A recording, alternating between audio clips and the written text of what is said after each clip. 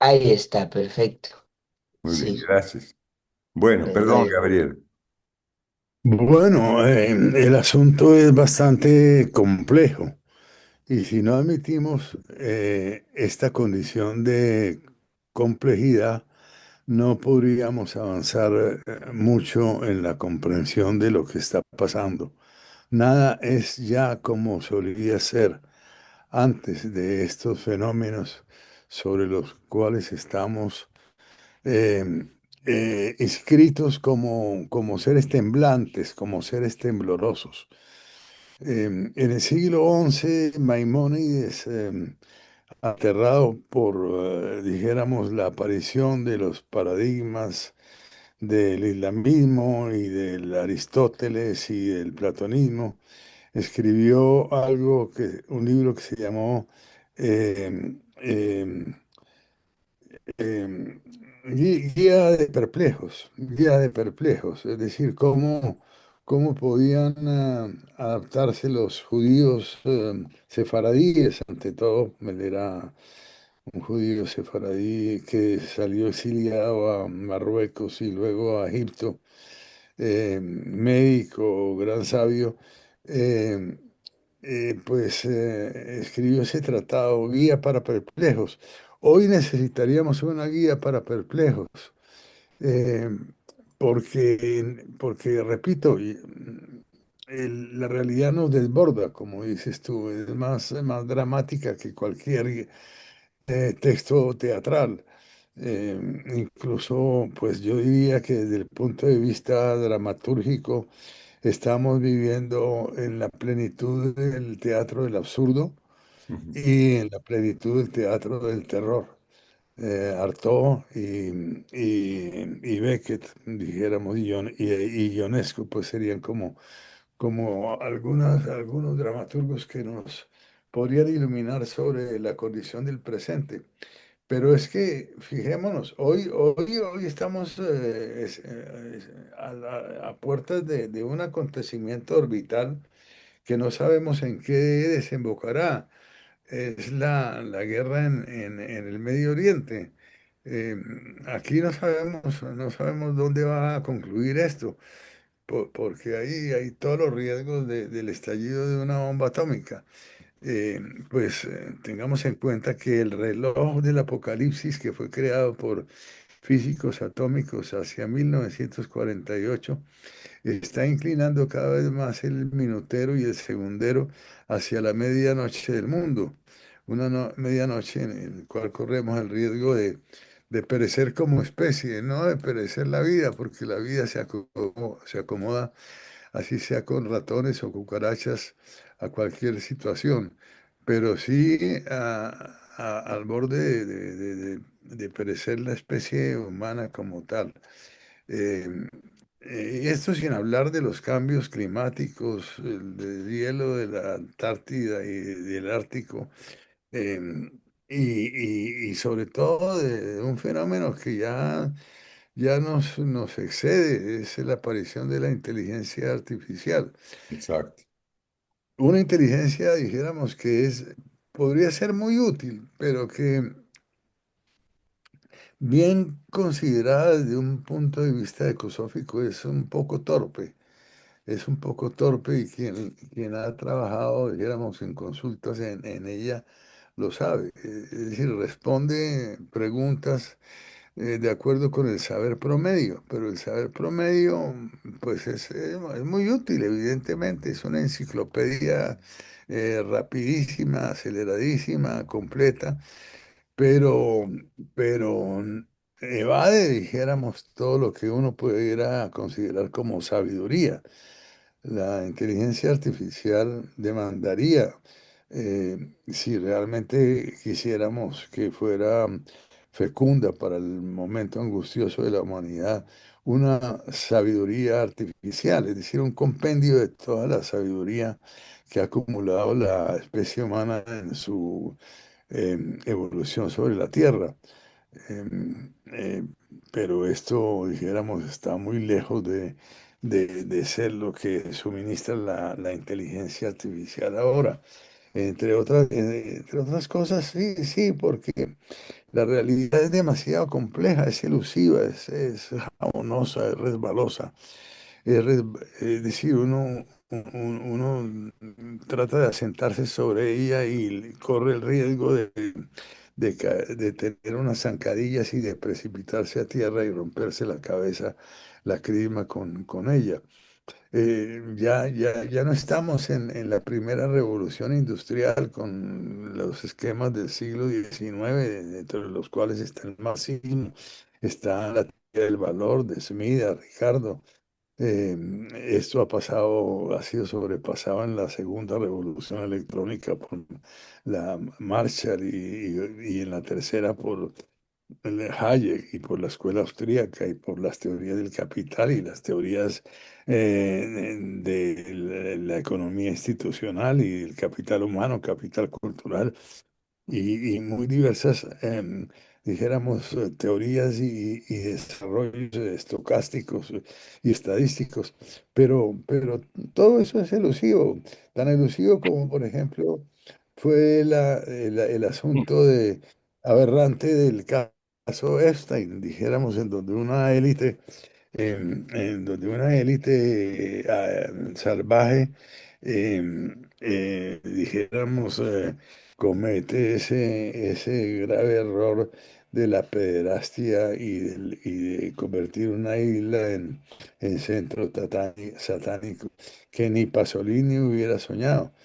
En fin, estamos en un momento en el cual la espesura del alma humana es insondable, en una época que es, según dijéramos, una leyenda que circula por ahí en las redes, encontrada en un papel del Muro de los Lamentos, dice, habrá purificación, es una época donde habrá purificación.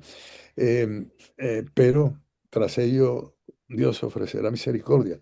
¿Qué es purificación? En el teatro lo sabemos, purificación es la purga, el paso por la noche oscura de la que hablan los poetas, que es un trastocamiento de todos los órdenes de la realidad. Y tras la purga, que es la purificación, pues puede advenir la catarsis, pero no necesariamente. Sabemos que la especie humana ha tenido grandes purgas, el holocausto, pero también el gulag, es algo que se nos olvida, el sacrificio atroz de millones de campesinos en Ucrania para construirla, la, para sellar el quinquenio, las metas del quinquenio de la Unión Soviética, fueron atroces y lo mismo que las deportaciones en masa a Siberia. En fin, en todas partes estamos en crisis, en una crisis de horizonte y de conciencia, sobre todo de conciencia. Y yo creo que la labor del teatro es ayudar a esa catarsis, a esa purga, dijéramos de nuevo, con la renovación del teatro del horror, pero también del teatro del absurdo, del teatro del distanciamiento de Brecht, eh, pero con un sentido fundamental. No digo que la de construir un teatro pedagógico, porque el concepto de lo pedagógico debemos revisarlo cada vez más, sino de un teatro psicagógico y mistagógico. Psicagógico es guiar a través de la conciencia profunda y mistagógico es guiar a través del misterio, pero es que el misterio no está solamente en los astros, no está solamente en el tarot, no está solamente en los milagros, sean como sean, en las coincidencias. Lo mistagógico, el misterio está en cada evento de cada día, en el vuelo de un ave, en el nacimiento de una flor. Solo que nos falta, dijéramos, alumbramiento para ver en estas manifestaciones, no digo lo divino, sino lo trascendente, lo que es absolutamente común y fundamental a la vida. En fin, eso es lo que yo tengo que decir. Yo no puedo ofrecer respuestas porque no las tengo. Soy un buscador. Y un buscador es una persona que duda permanentemente y esa es tal vez mi característica más distintiva y más torturante. Yo soy un anarquista melancólico cuya característica fundamental es que duda y así, y porque dudo, me convierto en una persona dudosa y dudable, porque en este mundo tan de espumas y tan de incertezas, el afán de aferrarse a cosmovisiones y a predicamentos absolutos es comprensible como una seguridad psicológica de pertenecer al rebaño, pero no, eso yo no me lo puedo permitir y por tanto, pues vivo en un estado de inquietud y de incerteza permanente. La única certeza que yo tengo es que me guía es el madero que es como atarse a una cruz en un naufragio. Es mi creencia, porque es creencia y de eso no puedo dar ninguna fe de objetividad, mi creencia espiritual. Así que, pues, bienvenido el año 2026, bienvenidos a la incertidumbre, a la complejidad y a la búsqueda, sobre todo a la búsqueda. Seamos hermanos en el abandono, porque sí, estamos como seres abandonados porque ya pues nos deshacimos dijéramos, de todos los salvavidas anteriores y necesitamos esforzarnos por nadar para encontrar algún leño que nos guíe a algún lugar no digo yo de salvación, tal vez sí, pero sobre todo un leño de consuelo, es decir, de que nuestra desesperación pueda encontrar alguna esperanza de salvamento. Así que pues los saludo desde mi condición de afectado por una neumonía. Ya cumplo pasado mañana 5 meses y todavía dependo del suministro externo del oxígeno porque por lo cual pues soy como un árbol feliz mientras haya pájaros en él, eh, inamovible y mientras haya verdor alrededor y agua que lo nutra. Eh, Abrazos. Como siempre, querido Gabriel, es un regalo para nuestras almas escucharte. O sea, de verdad, todas esas conexiones que tú nos permites vislumbrar, ¿no? Que tú elaboras, pues son sin duda conexiones que nos colocan ante distintos niveles de realidad. O sea, y esa complejidad de la que tú hablas, ¿verdad? Y de cómo entender nuestro presente a partir, sí, de este riesgo que corremos de la extinción de nuestra especie, a partir de lo que significa ahora la inteligencia artificial, ¿verdad? Y pues claro, de esta permanente incertidumbre en la que nos estamos situados, ¿verdad? Todo eso yo creo que y claro, tu referencia al teatro con Artaud, Beckett, Ionesco, la catarsis, ¿no? La necesidad de pasar por todo ese proceso que pueda llevar a una purificación, a una limpia, ¿no? De esas pasiones pues, que nos tienen sujetos a una realidad que muchas veces no nos permite que florezcan nuestras almas, nuestros espíritus. Tu palabra nos hace confiar en que sí es posible ese renacer, que es posible mirar de otra manera y sobre todo es una invitación pues para que desde el teatro, desde los estudios del teatro, podamos integrar otros aspectos que no hemos estado contemplando hasta ahora, ¿no? No sé, me gustaría que los colegas que están presentes también pues hicieran algún comentario sobre este asunto, ¿no? De la realidad en la que estamos hoy inmersos.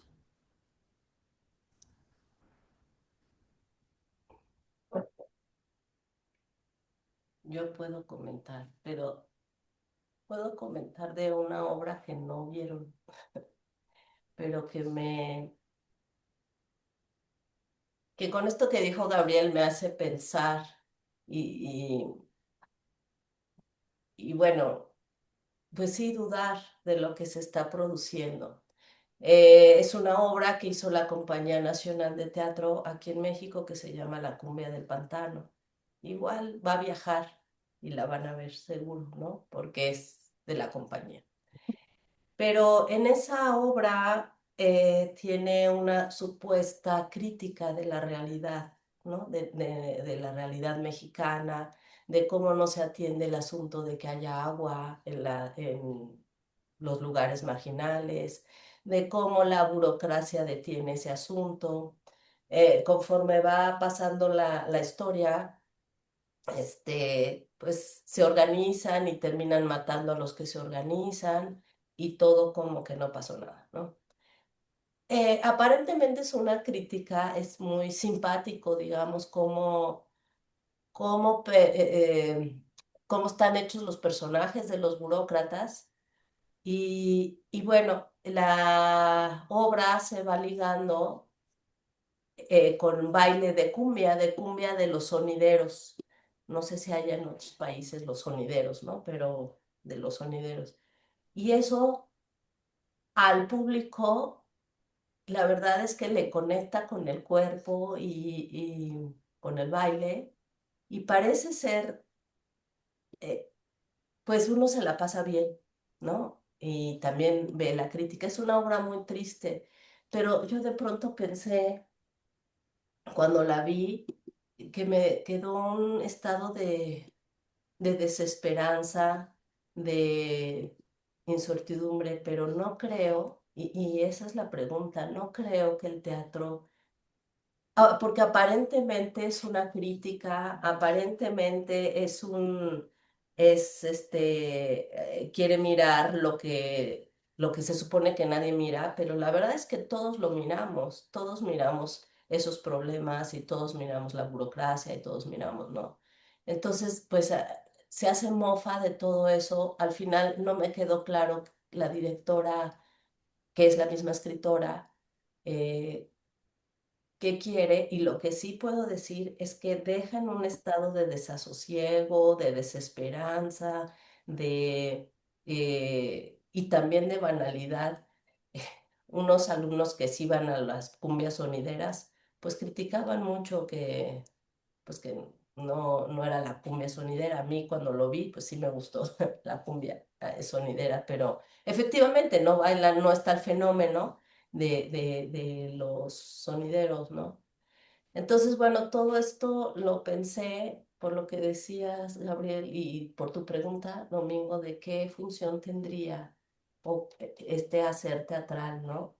Creo que esa función que sí debe de haber alguna esperanza, ¿no? Esa función del desasosiego y de que puedo burlarme y mofarme de la vida, sí puedo hacerlo, ¿no? Pero llegar al desasosiego o a la desesperanza me parece peligroso, por eso me parece, no estoy contenta con eso, ¿no? No estoy contenta con lo que vi. Y por otro lado, hablando de la inteligencia artificial, perdón que yo todas mis relaciones son más como de fenómenos de gente que ha hecho, vi una,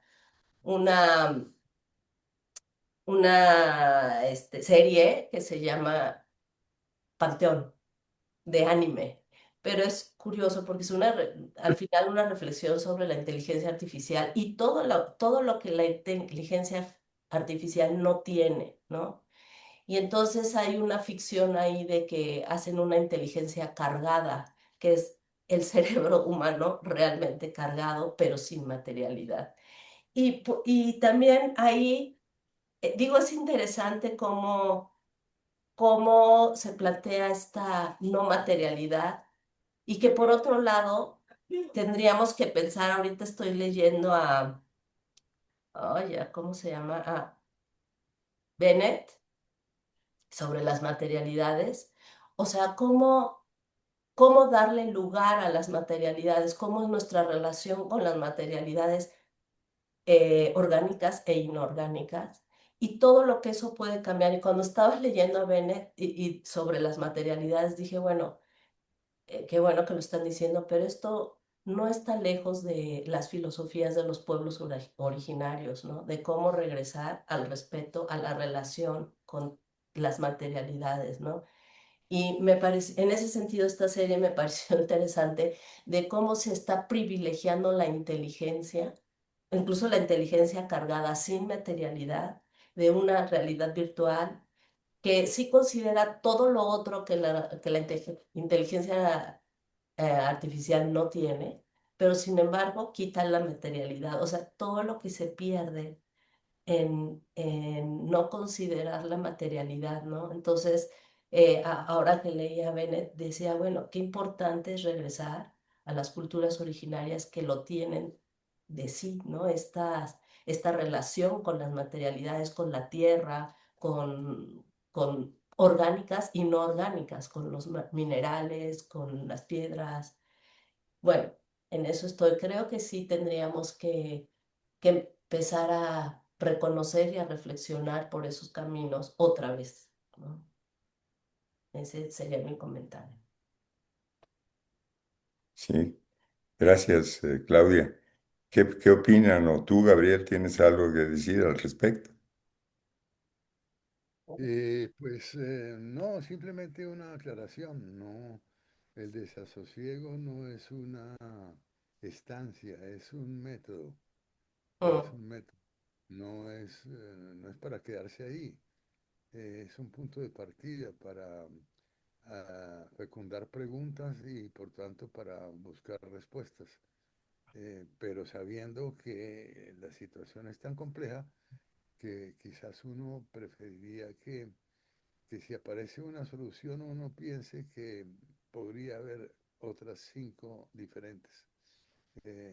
Entonces, pues el desasosiego lo que demanda es un coraje de la persona para mantenerse en el filo en el límite entre la certidumbre y la incertidumbre. No es para desesperar, es para buscar anclar la esperanza en algo que tenga algún fundamento, sabiendo que ese fundamento es resbaladizo.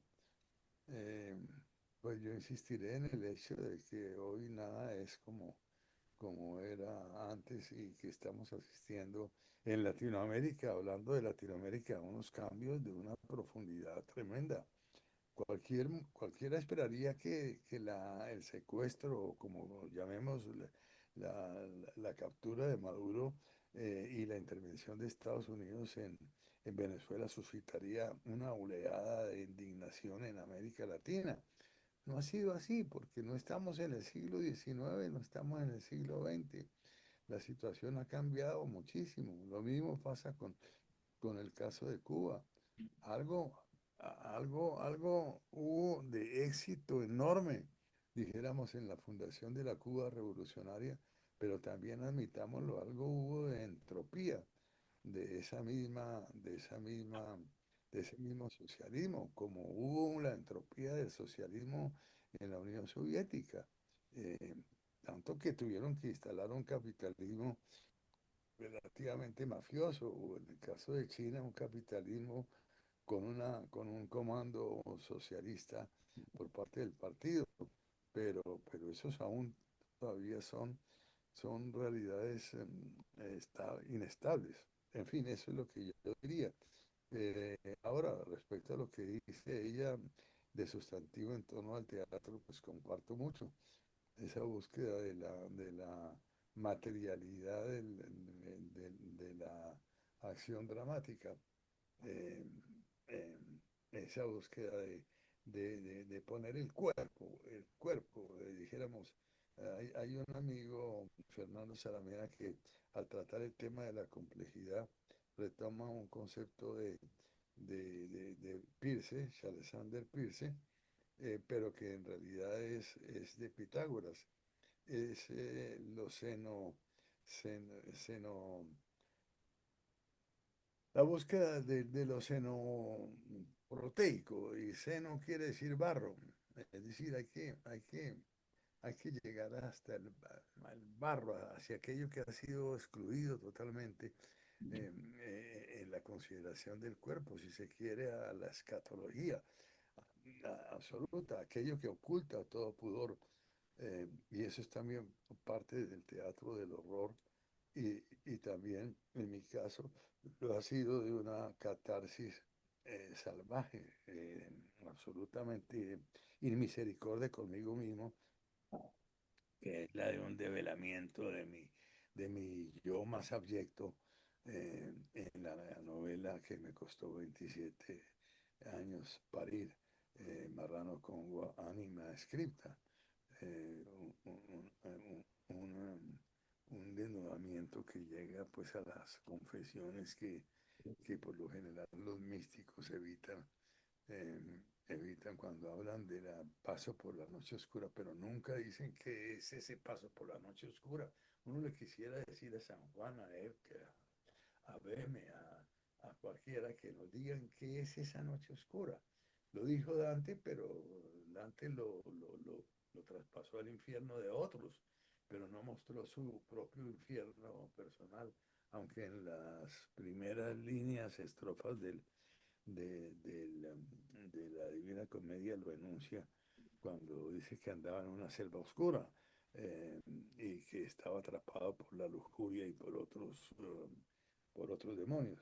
Pero luego desestima así y pasa a mostrar el infierno de los otros. Sartre dice, el infierno son los otros. No, hay que mostrar que el infierno es uno mismo para poder llegar a una purificación eh, pues que valga la pena, a una catarsis, hay que rasgarse las vestiduras de las ilusiones del yo. Eso es lo que yo entiendo que eh, propone la invitación de la colega de México, a quien felicito por sus palabras, cuando habla de tocar el cuerpo hasta desgarrarlo incluso para llegar a, a, hasta los tuétanos de la persona. Y lo mismo, con mayor razón, cuando se trata de cuerpos colectivos, el Estado. Divinizamos el Estado, pero ¿el Estado qué es? Ahora lo estoy viendo yo como decía yo, hizo una democracy.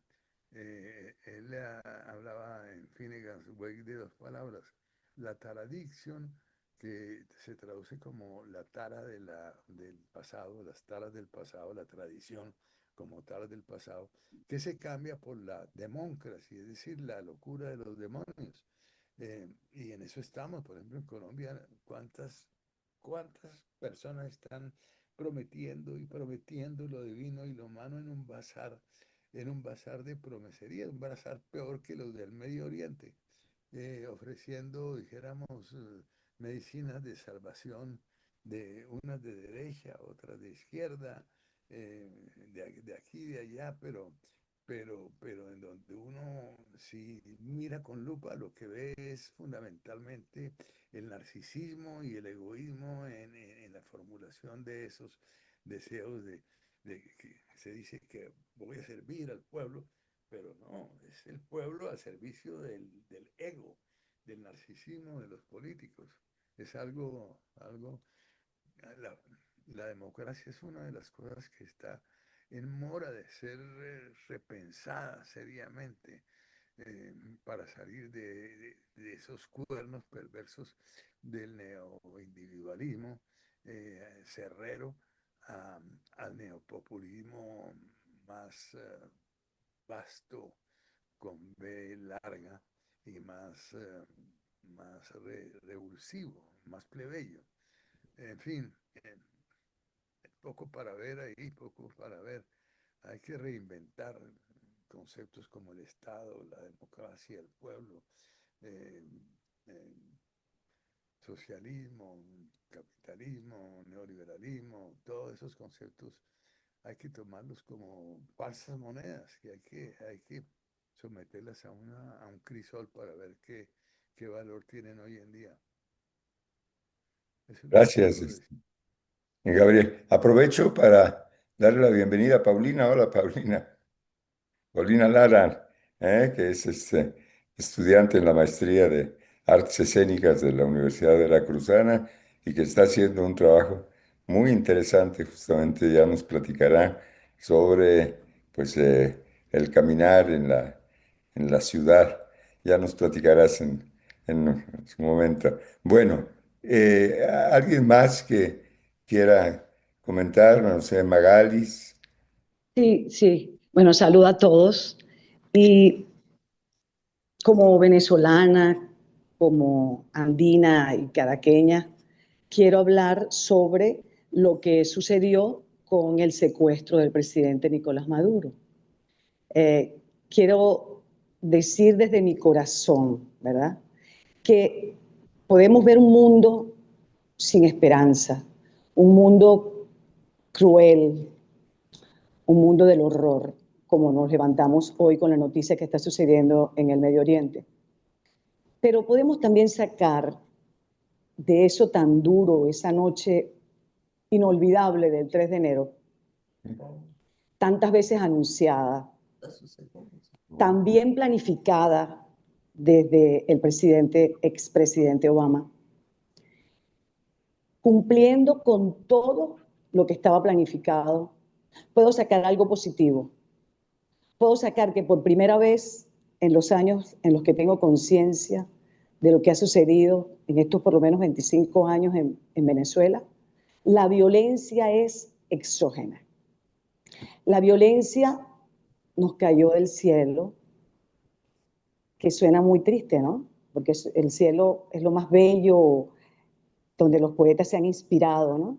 Entonces, pero nos cayó del cielo una violencia que puede hacer, y es mi mayor deseo, y yo creo que de todos los venezolanos, que podamos unirnos y ya dar un paso al frente y dejar atrás la violencia interna.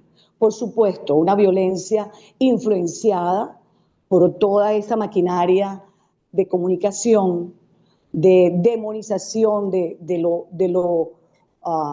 un modelo de lo blanco y lo negro, sin pasar por grises, de ese pensamiento binario y dar cabida a que surja una nueva posibilidad, ¿verdad?, de una paz, aunque ahora sea casi obligada, pero ningún venezolano atacó a otro.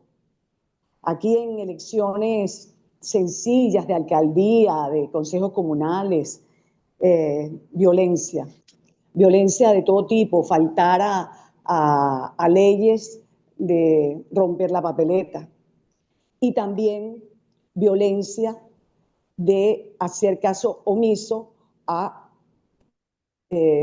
violación de los derechos humanos. Pasar una tabla rasa y castigar a todos por igual, un crimen de romper una papeleta igual que otro. Es decir, una sociedad que estaba envuelta en la polaridad y solamente violencia de un lado, violencia del otro, sin dar cabida a una posibilidad de paz. Eso lo digo con el dolor de saber que nuestra hermana Colombia tiene muchísimos años en violencia, con el dolor de saber que nuestra hermana Cuba, en una parte de nuestra historia, oh, qué maravillosa Cuba, pero en otra, mirar hacia otro lado, no observar que tienen 70 años de bloqueo, no observar que la América Latina es una sola, no observar que somos víctimas de campañas interminables de demonización. Y bueno, quiero decir eso, que aunque estoy afectada por los hechos, aunque estoy viviendo día a día, lo que significa que ha visitado, el jefe del Comando Sur ha visitado 2 veces Venezuela y está muy animado en volver, aunque tenemos una calma y una espera, ¿verdad? Tenemos la esperanza de un futuro mejor. Entonces, eso, quiero compartirlo con ustedes y les doy las gracias al doctor Adame y a la Universidad Veracruzana por esta oportunidad, por esta ventanita que nos da para nosotros poder expresarnos.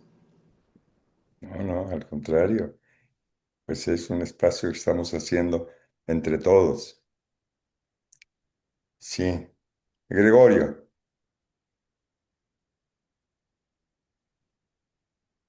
no te escuchamos.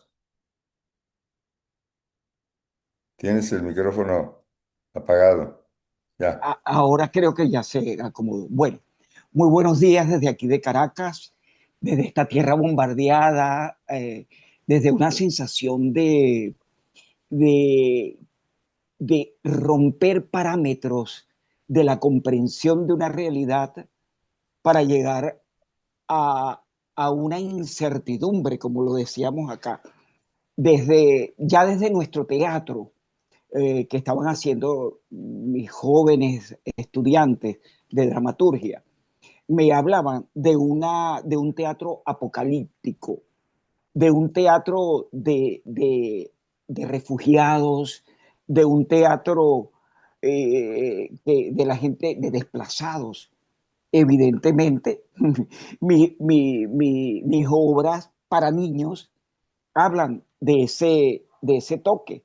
Ahora haciendo una versión de un trabajo de Aquiles Nazoa que me solicitaron, eh, evidentemente los ratones se tienen que ir del lugar porque los gatos no los dejan vivir en paz, en familia y en comunidad.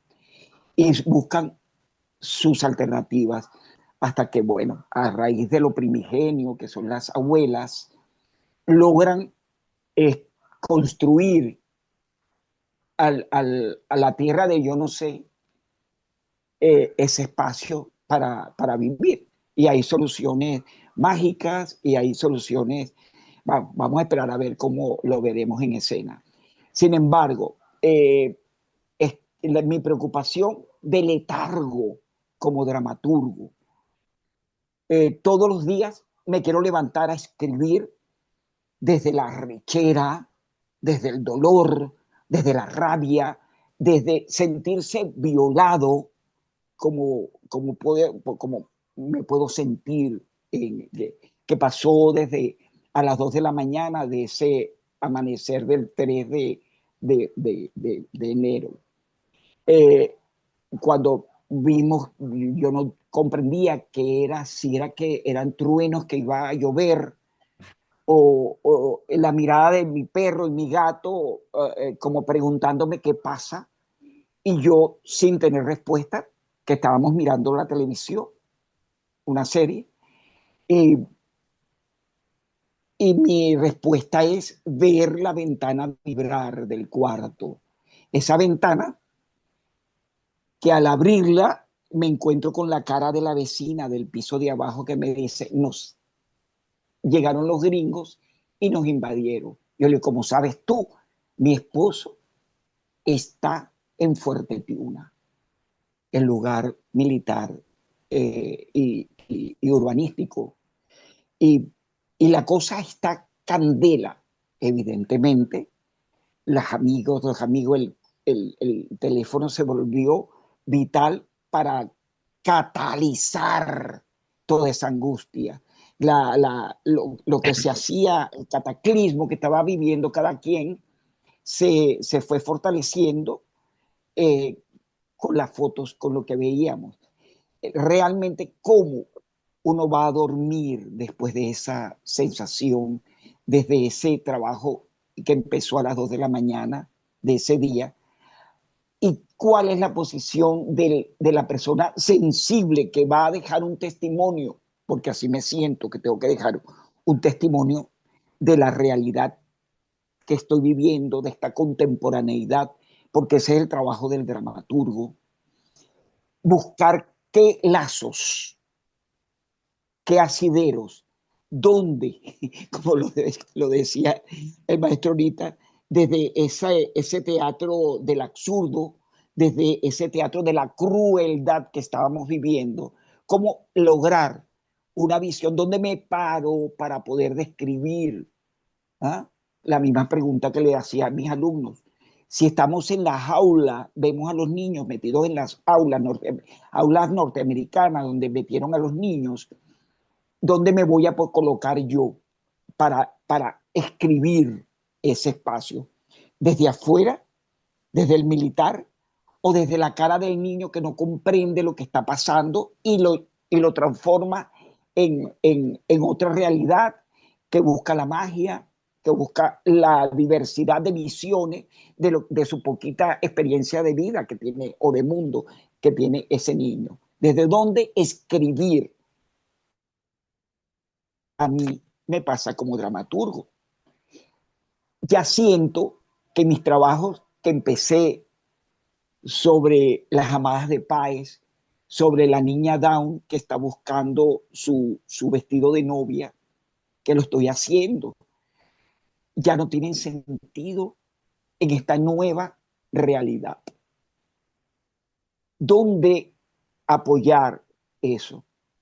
Me metí ahora en un curso de lengua bari, que es una lengua originaria del sur de América Latina, donde los baris se encuentran con la frontera de Venezuela, Colombia y Brasil. Ellos tienen una cosmogonía importante y, tuve la necesidad de recurrir a eso, como me decía mi maestro César Rengifo. Siempre lo originario es lo que nos va a salvar para ver ese espacio donde nos podemos detener un instante, como ese instante de desasosiego, como lo dice el maestro, que es una estancia nada más para crear visiones, pero salir de inmediato porque el desasosiego nos ahoga, puede ser un terreno fangoso donde nos podríamos hundir.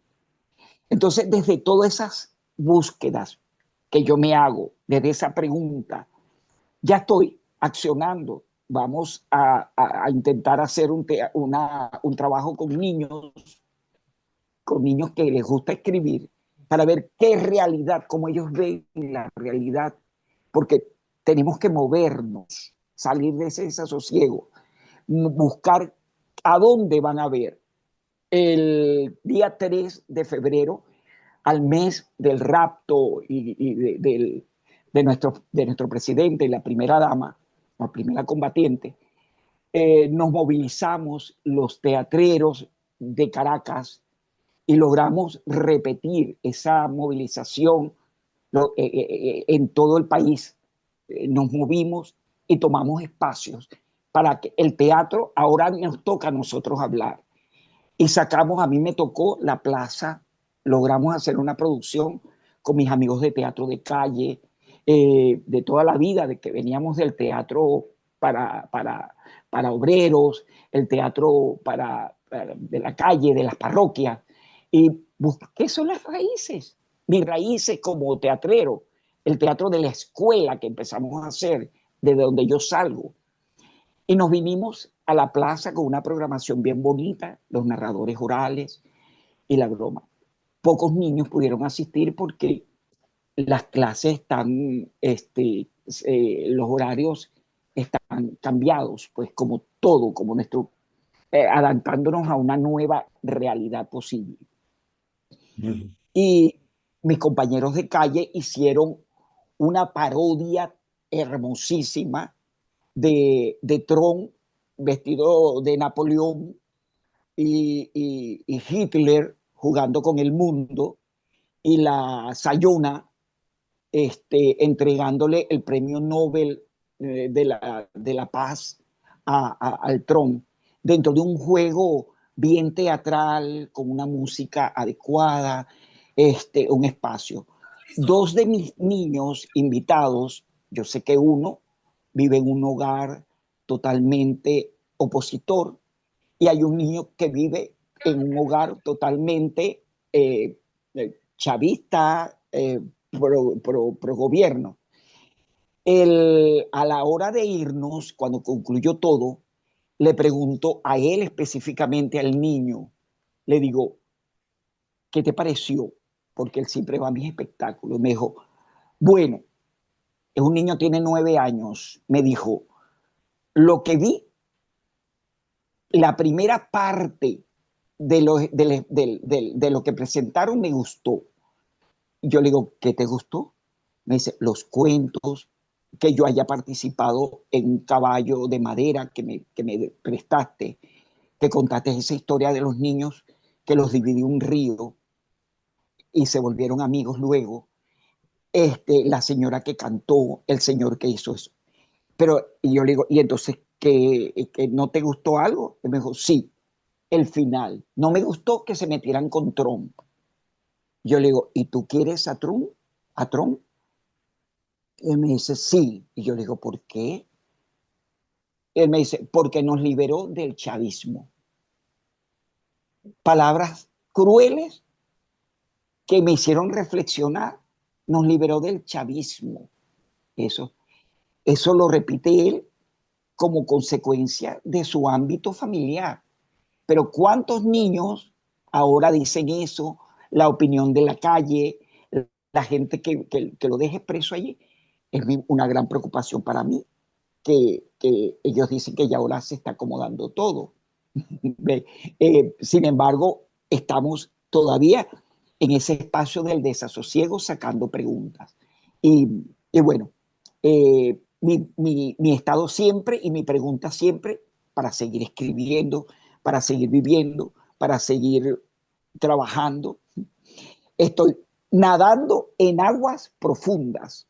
Ahora llegó un joven que yo no creo que llegue a los 30 años, con un libro que publicó en Amazon y me dijo, yo quiero llevar mi libro al teatro y tú, yo soy vecino de su hermana, él es el hermano menor que trabajó en la embajada de la Unión Soviética, habla ruso, ese niño estuvo estudiando para sacerdote y ha sacado todo un mundo de Dante, casi Dante transita en ese libro. Y yo digo, bueno, tendré que ir a nadar en ese espacio. Ya hicimos una cita para la semana que viene, a hablar de qué es lo que él quiere con ese libro para que hagamos el tratamiento teatral, para llevarlo a la dramaturgia y a mostrar esa falta de ser o la confusión del ser humano dentro de los valores, lo demoníaco, la secta, todo ese montón de cosas que aparecen en esa primera lectura que vi del libro. Y así andamos, buscando para ver dónde nos vamos a parar en este nuevo contexto latinoamericano que nos ha tocado vivir, afortunadamente, con explosiones e invasiones en otros lados de nuestro universo. Entonces, bueno, eso es una inquietud que tenía que compartir con queridos compañeros como dramaturgo y como ser humano teatrero que quiere ya accionar y poner a la gente en la escena, en la calle, a caminar y a transitar sobre esta nueva realidad. Gracias, Gracias. Gregorio, querido. No sé si José Francisco, Memo.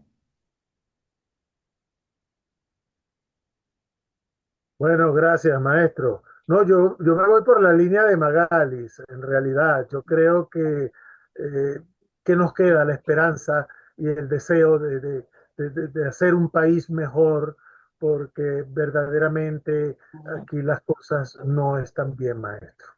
La docencia, como la ejerzo yo en una de las principales, o sea, o la principal universidad del país, como es la Universidad Central de Venezuela, una universidad que tiene más de 300 años, realmente es un apostolado. Mm. Allí trabajamos por el servicio por la calidad de servicio y por el amor que tenemos por todo lo que hacemos. Porque realmente el sueldo que devengamos es impresionante. No puedo creer que no nos alcance, pero ni siquiera para un pan. Entonces, esto tiene que cambiar y esto tiene que ser mejor porque peor más nunca. No creo que lleguemos a estar peor.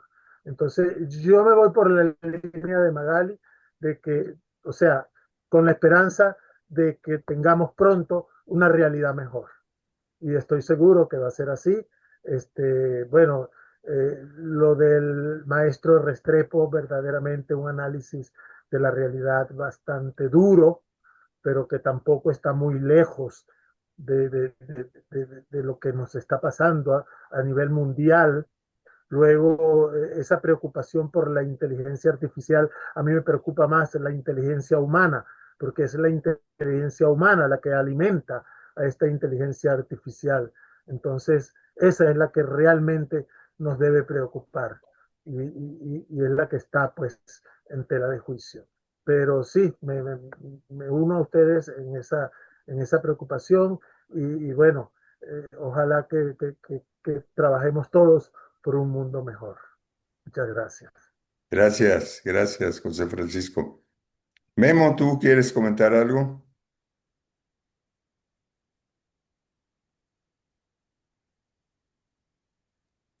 ¿Me permiten abrir? Sí. Sí. Sí, con mucho gusto. Para serles sincero, ahorita estoy ya en otro grupo de comunicación. ¿Quieren que los comparta? Sí. Bueno, es un grupo de comunicación que trabaja el quinto cuatrimestre. Estamos aquí, ya cambié de grupo. Y bueno, nos está acompañando y los estoy invitando a ver el proyecto de la Cátedra Latinoamericana de Transtatología como un gran esfuerzo a través del arte, a través de la comunicación, a través de esta red latinoamericana, para que nosotros logramos influir de manera constructiva a la realidad de Latinoamérica, ¿no? Y bueno, pues aquí estamos y bueno, los estoy involucrando con ese sentido, ¿no? De ese compromiso. Y bueno, yo quiero compartir dos cosas. Bueno, varias. La primera es ese compromiso que tenemos como personas dedicadas al teatro a alzar la voz, ¿no? A mantener la libertad de expresión, a pesar del miedo, a pesar de la incertidumbre, a pesar de la ilegalidad, a pesar de esta hegemonía de ciertos poderes que buscan silenciar y buscan manipular y buscan darle foco a aquellas palabras, a aquellas acciones que nos lastiman, que nos violentan y que nos sacan de la construcción de nuevas realidades que nos ayuden a todas y a todos a través de los colectivos. Hace poco me invitaron a hacer un proyecto que se llama sobre mujeres desaparecidas, que por cierto también invito aquí a mis alumnos para el día 22 de marzo en el Museo de Arte e Historia de Guanajuato a las 2 de la tarde, sobre hablar sobre las desaparecidas. Y es impresionante darse uno cuenta a través de la investigación, de la investicreación, de darnos cuenta que aquí simplemente en León hay 700 mujeres desaparecidas entre 14 y 29 años en León, Guanajuato. Y podemos hablar de los carteles y podemos hablar de muchas cuestiones, ¿no? ¿Y a qué voy con esto? Que es importante profundizar, ¿no? Y el teatro nos invita a investigar, nos invita a acercarnos a esos espacios, a esas comunidades marginados y sobre todo a salir de nuestra área de confort. Creo que es la invitación que tenemos, esta incertidumbre, este miedo, esta inquietud, en donde no tenemos ninguna seguridad de vivir en paz, ¿no? De que nuestra familia o seres queridos se encuentren en paz, como nos acaba de pasar aquí en León y que experimentamos el domingo pasado, el día en que apresaron al Mencho, aquí un capo muy importante en México, que creó el cartel de Jalisco Nueva Generación en el último año del sexenio de Calderón, ¿no? Y bueno, trae muchas cuestiones políticas, ¿no? La creación de este grupo que era alimentado a través de las armas que vienen de un tráfico de armas, 200,000 armas entran de Estados Unidos a México de manera ilegal, ¿no? Entonces, pues un negocio redondo, ¿no? De Donald Trump, ¿no? O de los que se dedican a las armas. Donald Trump tiene dinero en la industria de las armas. Y bueno, pues enfrentar al gobierno mexicano que también le vende armas, y bueno, el negocio redondo de la guerra, ¿no? Que es lo que también estamos viendo, lo que ha pasado en Gaza, lo que ha pasado en Ucrania, lo que ha pasado en Sudán, en el Congo, lo que está pasando en el mundo, ¿no? Y esto, lo que está en esta presión ante Irán. Y bueno, creo que tenemos que alzar la voz, tenemos que dar otra narrativa que rompa la manipulación de donde venga, con la mala intención de desorganizarnos, de deshumanizarnos, de alejarnos de quiénes somos y lo que debemos encontrarnos ante la realidad de la inteligencia artificial, ¿no? Es impresionante el miércoles ver cómo China recibe al primer ministro de Alemania esta semana, no recuerdo si fue el martes o el miércoles, con una gran coreografía de robots humanoides que bailan y danzan y hacen artes marciales. Físicamente casi parecen perfectos. El día que hicieron el festejo del año del caballo, pues hubo un robot que no siguió la regla, pero bueno, nos está cambiando, ¿no? Y por consiguiente, ahora el reto de los chinos en esas conferencias y pláticas con el primer ministro de Alemania es que para el 2030 se integre la inteligencia artificial a estos robots humanoides. Y por consiguiente estamos muy cerca, ¿no? A estos personajes que encontramos en películas en Star Wars, Terminator, etcétera, ¿no? Y por consiguiente, exactamente como comentábamos y como comenta el maestro Restrepo y todos nuestros compañeros magistralmente, el reto de la inteligencia humana, ¿no? Cómo sobrevivir ante la incertidumbre, ¿no? Y que regresamos al hombre primitivo, en donde se enfrentaba a un mundo adverso, ¿no? Y por consiguiente, esta realidad violenta, esta realidad de manipulación, esta realidad capitalista y fascista, nos enfrenta a eso, ¿no? Donde es más importante obtener recursos, ¿no? Vemos ahorita el problema de los jóvenes para la vivienda en Europa, en Latinoamérica, ¿no? Donde grandes carteles inmobiliarios se están apropiando, ¿no? De los centros y creando esta gentrificación. Entonces tenemos muchos retos, bastantes retos, ¿no? ¿Y por qué hablo de esta presentación que va a tener el día 22 de marzo a las 12 de la tarde en el Museo de Arte e Historia, ¿no? Cómo convertir una puesta en escena en una puesta o en una instalación para un museo, ¿no? Me pareció muy interesante esa invitación porque cómo el teatro se ha convertido en una gran tecnología rehumanizante o encontrar un nuevo tipo de humanidad humana o metahumana a través del teatro, ¿no? Recordar que somos seres materiales, ¿no? Esta materialidad de la cual nos comentaba a la maestra Claudia Cabrera, ¿no? Todo lo que estamos comentando.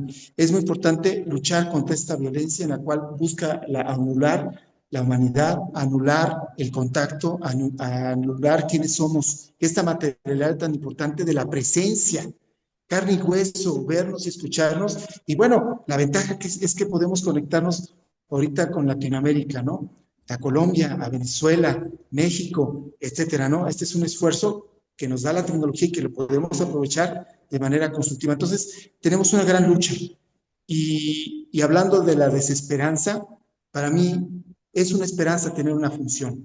Es una esperanza tener la oportunidad de hacer un montaje, ¿no? Y en el caso, por ejemplo, de mis alumnos, de hacer un escrito, de hacer una película, de hacer una historia donde recordemos que somos humanos y que debemos seguir luchando para encontrar una nueva versión de humanidad que pueda sobrevivir a pesar de todos los fracasos que hemos tenido ante las luchas feudalistas, neofeudalistas, capitalistas, fascistas a lo largo de toda la humanidad, ¿no? En la cual se han utilizado muchas cosas que iniciaron de manera honesta, clara, espiritual y se perdieron. Entonces, pues parte de estar en esta sincronía, ¿no? Acá con mis alumnos, están acá saludar, escuchándome, pero participando de alguna manera de estas realidades, ¿no? Y bueno, pues invitarlos también a que participen en esta conexión latinoamericana, en esta conexión con el mundo, con el ser humano, que no seamos ajenos a ucraniana, a ucraniano, a la sudanesa o sudanés, al congoleño, a nuestra gente, venezolanos, colombianos, mexicanos, leoneses, ¿no? Estamos conectados a los migrantes, estamos conectados a todas las personas que sufren y tienen que luchar ante los grupos que buscan quitarles sus recursos naturales para poder explotarlos y tener coltán para esta tecnología que necesitan para estos robots humanoides, ¿no? Y recordar que estar vivos, estar presentes, estar conectados, estar con estos defectos humanos que tenemos y que esos defectos de alguna u otra manera nos hace pensar en esa vocación de encontrar nuestra mejor versión. Entonces, agradezco estar aquí. Para mí era muy importante estar aquí. Estaba esperando esta reunión porque nos conectamos y convertimos estos medios, esta inteligencia, esta tecnología en algo que nos humaniza, que nos recuerda que estamos vivos y que por consiguiente tenemos que seguir luchando por esta humanidad, por una nueva significación de lo que es ser humano o ser humana. Y el teatro es la gran tecnología rehumanizante, la gran tecnología para recordarnos que no nos soluciona la inteligencia artificial, que no nos soluciona los robots, que no nos soluciona muchas cosas si no hay humanidad atrás, ¿no? Quitarle al capital, quitarle a los fascistas este poder para que nosotros tomarlo. Entonces, este evento, esta cátedra latinoamericana nos permite luchar a través de sus propios medios tecnofeudales en contra del capital y del fascismo que busca manipularnos y vivir bajo el terror que ya vivimos en la Segunda Guerra Mundial, en la Primera Guerra Mundial, durante la colonización, durante la Edad Media, a través de la manipulación religiosa, etcétera, etcétera, etcétera. Entonces, agradezco estar aquí y estoy en sintonía con ustedes y listo para cuando tengamos ese congreso y ese encuentro, que pronto ojalá lo podamos tener. Muchas gracias desde León, Gracias, Guanajuato. gracias, Memo. Gracias. Y Gracias. pues creo que efectivamente lo que es importante es que para las próximas conferencias que haremos así una relación, un calendario, pues hablemos de eso que estamos haciendo, de nuestros propios proyectos o de algunos proyectos de colegas que puedan verse ya desde la perspectiva transteatrológica, ¿verdad? O incluso, pues también observar algo que pueda estar, pues siendo muy, ¿cómo decirlo? Despertando una gran respuesta por parte del público y que pueda ser justamente un teatro que manipule y que a través del efectismo que sabemos que el teatro luego utiliza en abundancia, pues también hacer esta crítica, ¿verdad? Con una perspectiva, no en el sentido, pues, de descalificar, pero sí de ver de qué manera las nuevas maneras de manipular se hacen presentes en el teatro y en lugar de ofrecer una posibilidad de ampliar la perspectiva, ampliar la mirada, la van reduciendo. Entonces, esperamos ya que cada quien haga su propuesta para su conferencia y me gustaría, si tú, Pau, quisieras comentar algo, pues hacer alguna presentación. Adelante. Bueno, yo agradezco mucho estar aquí, agradezco a Domingo, gracias a todos los que han compartido sus sentires y esta pues forma de pensar, ¿no? Cómo podemos desde el teatro, desde lo escénico, pues reflexionar sobre la situación global que a todos nos atañe, ¿no? Porque creo que al final, pues en todos lados estamos con ese sentimiento, ¿no? De, bueno, ¿y qué va a pasar? Hay tantas cosas y hay que hacer algo, ¿no? Porque creo que eso es lo más bonito, que todos estamos en esa misma línea de qué podemos hacer, ¿no? ¿Qué podemos hacer?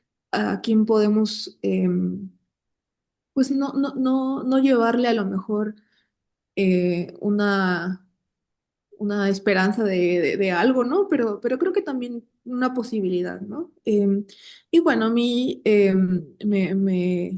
me gustaría a lo mejor decirles un poquito sobre lo que yo estoy investigando de manera muy general. Para mí el caminar ha sido una forma, ¿no? Como de encontrar a lo mejor esas pausas, ¿no? Pues no de escapar, pero sí de encontrar una posibilidad a la velocidad de la realidad, ¿no? A las violencias que nos rodean.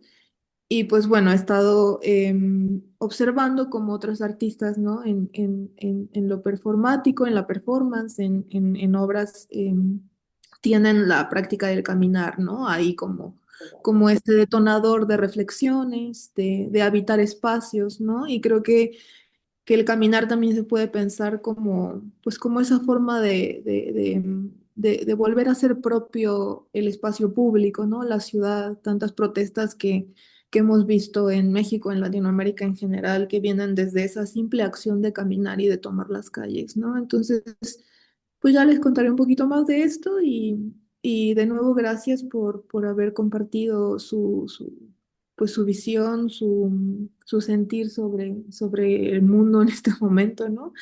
Y, y pues sería todo lo que, lo que puedo decir ahora. Gracias, Domingo. Gracias, Paulina. Bueno, pues yo creo que lo que sería conveniente es que pensáramos, si no en este momento en el tema ya de nuestra conferencia, pues quién estaría, por ejemplo, interesado en hacer la conferencia del próximo mes, pensando que ese es el calendario que tenemos, conferencias mensuales. Entonces, generalmente son el último sábado de cada mes. Entonces, ¿quién estaría en condiciones de presentar una conferencia el próximo marzo, fines de marzo? Habría ya, o si no, bueno, pues si no, lo pensamos, ¿verdad? Lo pensamos y en el chat que tenemos, ahí vamos poniendo también, vamos incorporando a Paulina y otros colegas que no están en el chat, y ahí vamos poniendo qué fecha es la que cada quien elegiría para su conferencia. Memo creo que ya está ahí como, a ver, Sí, Memo yo se- quería proponer una conferencia para la última semana de abril. Si se puede, quiero proponer una conferencia para la última semana de abril, bueno, pues ya está. respetando los tiempos que tenemos, Bueno, muy bien, para armar bien la presentación de los avances que he tenido de hace un año a ahora. excelente, Entonces, y para armarlo bien para la última semana de abril, me propongo, con todo excelente. gusto. Muy bien. Bueno, y es una lástima que no haya estado Yaritza también para que nos hable de cuál es el proyecto que se tiene para el próximo festival y poder ir planeando también qué actividad vamos a tener en el festival de teatro progresista de este año y que permita también ya visualizar pues de una manera más precisa cómo sería el congreso que idealmente tendremos en el 27, ¿verdad? Un primer congreso de transteatrología latinoamericana. Entonces, vamos a dejar abierta, ¿no? Pues que cada quien decida su fecha de conferencia, su tema, ¿verdad? Y que esté sobre todo, como decíamos, pues ya, eh, conectado, ¿verdad?, con alguno de estos proyectos actuales que se estén realizando, no solamente en el ámbito, digamos, de la estética escénica, ¿no?, sino también de la social, ¿no? Es muy importante, ¿no? O sea, qué aspectos podemos nosotros visualizar desde la transteatrología, ¿verdad? Y que tengan que ver con situaciones de la vida social, ¿no? De lo que ocurre pues, en la realidad. ¿M? Entonces, estamos con esa tarea y pues nos veríamos la próxima sesión, ya sería el último sábado de marzo. No sé si se atraviesa con la Semana Santa, la última, no, ¿verdad? ¿O sí? Creo que Sí, sí, sí, sí. El sí se último, atraviesa. el último sábado de marzo, creo que sí, ¿verdad? O sea, pues no sé si entonces lo adelantamos o lo posponemos. Vamos a checar bien el calendario Sí. y La última semana de marzo todavía estamos en actividades normales. Es la que sigue, la que Ah, sigue. Los bueno, primeros días de abril ah, es bueno, Semana Santa. bueno, entonces Sería excelente. Entonces, 28, el sábado 28 de marzo. Sábado 28, sí. Ujú. Bueno, Es de Semana Santa. por eso, sábado 28 Sí. todavía estamos. Ya Ujú. estamos en Semana Santa, porque el 1 de abril es Jueves Santo, es miércoles santo, que es el día de mi cumpleaños, por eso me estoy santificando. Pero Entonces, Bueno, la Semana Santa arranca el domingo de Ramos, claro. que sería ya el estamos 29. O el Bueno, sea, entonces, 29. entonces digamos que el podemos sábado reunirnos el sábado 28, claro. podemos O sea, entonces. Bueno, pues entonces el 28 nos estaremos viendo. ujú. Bueno, pues no sé si haya algo más que decir ahora, aparte de darnos un abrazo y de desearnos pues lo mejor para cada quien, ¿no? Así es, Gabriel, que todo, ya estás que Que mejore. sea, recuperándote muy bien, pero, ¿eh? que sea humana la humanidad. Ah, sí, claro. Es, ¿eh? Bueno, pues muy Vale, que bien. mejore. Un abrazo, saludo a Pues un todos. abrazo a todos, Abrazos Gracias. mucho para cariño. todos. Un abrazo, saludos. Igual, Saludos. gracias. Chao. Chao.